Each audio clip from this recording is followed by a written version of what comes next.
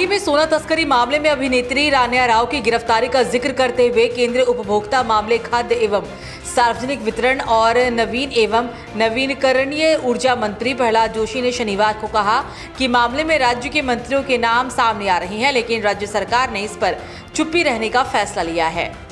पत्रकारों से बात करते हुए जोशी ने कहा कि राज्य सरकार के अधिकारियों ने आरोपियों को एस्कॉर्ट मुहैया कराया, जिससे उन्हें प्रोटोकॉल व्यवस्था के तहत जांच से बचने में मदद मिली।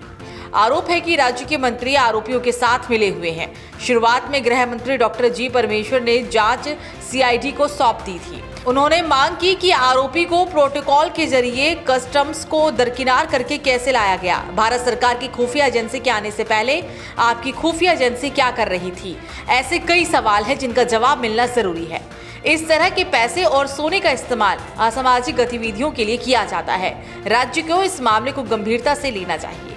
मुख्यमंत्री एम.के. स्टालिन के नेतृत्व वाली तमिलनाडु सरकार द्वारा रुपए के प्रतीक को तमिल लिपि से बदलने पर केंद्रीय मंत्री ने कहा कि ये वास्तव में दुर्भाग्यपूर्ण है।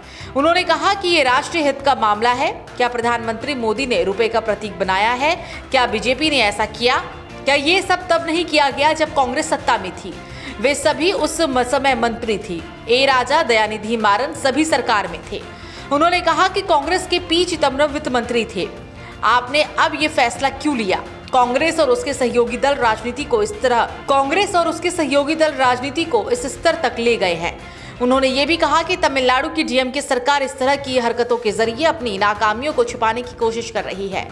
बलूचिस्तान में हुई ट्रेन अपहरण की घटना का भी जोशी ने जिक्र किया है। हाल ही में बलूचिस्तान में ट्रेन अपहरण की घटना को भड़काने के लिए भारत पर पाकिस्तान द्वारा लगाए गए आरोप का जिक्र करते हुए जोशी ने कहा कि विदेश मंत्रालय ने पहले ही विस्तृत जवाब दे दिया है। उन्होंने कहा कि पाकिस्तान में प्रशासन ध्वस्त हो गया है, जिससे ऐसी स्थिति पैदा हो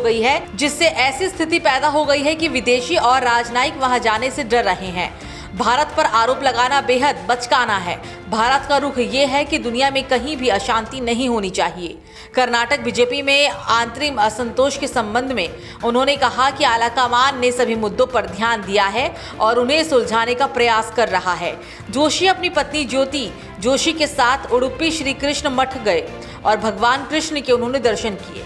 उन्हें उडुपी के पर्याय पुथोगे मठ के संत श्री सुगुंदेंद्र तीर्थ स्वामी जी की मौजूदगी में सम्मानित किया गया है।